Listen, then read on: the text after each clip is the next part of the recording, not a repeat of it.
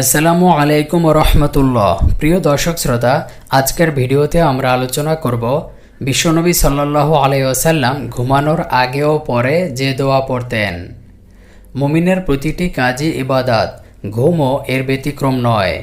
যদি কোনো ব্যক্তি ইসলামের নির্দেশিত পদ্ধতিতে ঘুমায়, তার ঘুমও ইবাদতে পরিণত হয়।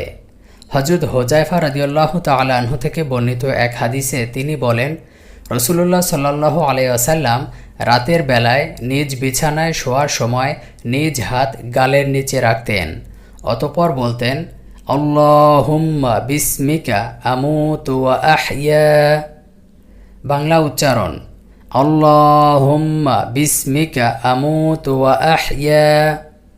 অর্থ, হে আল্লাহ, আপনারই নামে মরে যাই, আবার আপনারই নামে জীবন লাভ করি।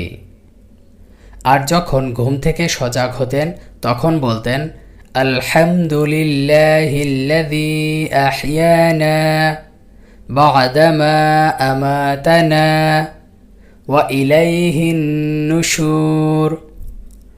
বাংলা উচ্চারণ, আলহামদুলিল্লাহিল্লাযী আহইয়ানা বা'দামা আমাতানা ওয়া ইলাইহিন নুশুর।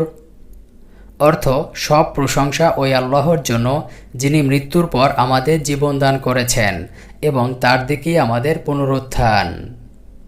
আল্লাহ তাআলা আমাদের সবাইকে বিশ্বনবী সাল্লাল্লাহু আলাইহি ওয়াসাল্লামের ঘুমানোর এ ছোট্ট আমলটি নিজেদের জীবনে বাস্তবায়ন করার তৌফিক দান করুন, আমিন। প্রিয় দর্শক, আজকের ভিডিওটি ভালো লাগলে লাইক দিয়ে শেয়ার করে দিন।